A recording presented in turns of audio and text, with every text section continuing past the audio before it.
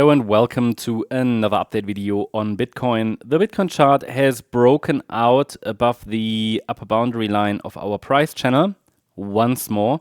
We had a breakout already here on the 2nd of July. Price consolidated above this line for a few days. The retest, first of all, was successful. We rallied to a new high, not a new all-time high, but a new high. And then the price could not hold above it again. But again, that was not necessarily a problem, given that we could already see 5 waves to the upside from that 2nd of July low. So given that we already identified 5 waves up, indicated to us that we could expect a pullback in 3 waves. The pullback so far has been in 3 waves. And I've got a couple of levels here that really are important to keep the direct move to the upside alive, as per this white scenario that we've been tracking. So first of all, the thesis is that that we're overall in a bullish scenario, right? There are 2 scenarios I'm tracking really. In one, which is the yellow scenario, we have 5 waves up to the 3rd of July high.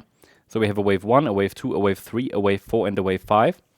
And after this move, we are basically expecting 3 waves down, like an A, B, C structure, potentially even in the yellow scenario here, into the region below the 2nd of July low.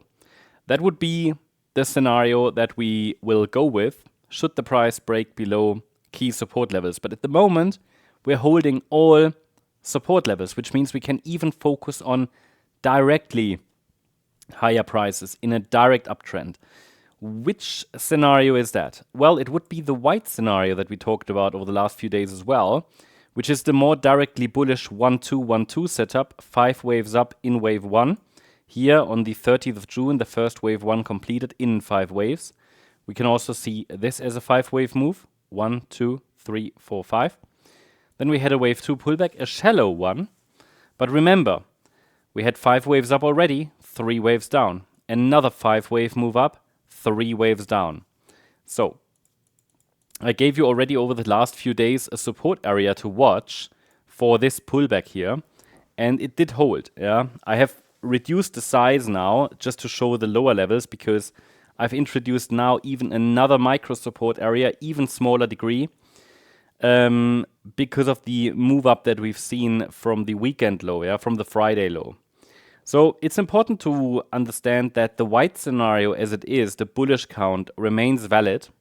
Absolutely, of course, support is holding. But what I want to highlight here is that there is still a potential of testing support once more. But if we do that, there is a good chance that we're actually going to hold support, because we can see in the white scenario this pullback potentially only as an A wave, but it could be all of wave 2, right? It was deep enough. I'm just highlighting, look, we have 3 waves down. This move up does somewhat look like a 3-wave move up as well. So it could be an A wave down, a B wave up, and C wave down could be next. Yeah, could be next. It just means that we could get another test of support. But as long as we're holding, and that's an important level, $106,300. Yeah, the overall focus could remain on higher prices more directly, and it's very simple. As long as the price holds above 106,300, the assumption is that the 2nd of July low was a meaningful one and probably a wave 2, larger degree. And then we can say, okay, but if we really look at the nanostructures, this is now again one more, let's add even more detail. We could say that maybe wave 2, circle wave 2, already bottomed here. That's our blue scenario.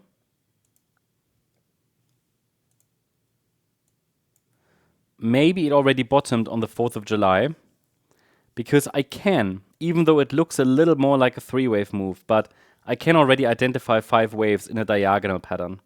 I could say this is a wave 1, we have a wave 2, A, B, C in wave 3, wave 4, wave 5.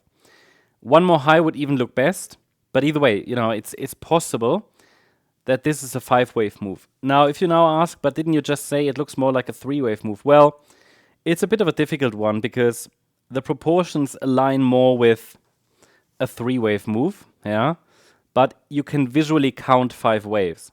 So it might be a WXY structure, which is a complex correction, which looks sometimes like 5 waves. I'm just highlighting, look, there is a potential this could still give us a C wave down, but even if it does, there's a good chance of holding lower support, yeah, because of the height of the B wave.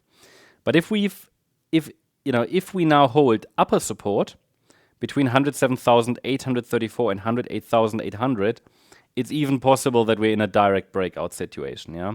I'm just saying there is a key level here that helps us distinguish between the very directly bullish blue count and the also bullish, but let's say slightly more bearish white count. I won't even call it bearish, but it allows for a deeper pullback first.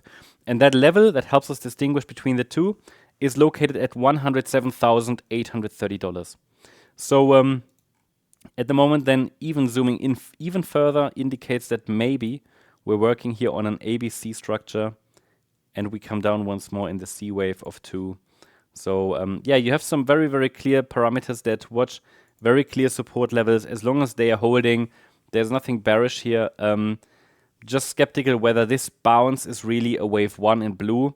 I'm highlighting it because I can interpret it as 5 waves. And whenever I can do that, I give you the relevant support levels. But I also highlight that this structure is not the cleanest.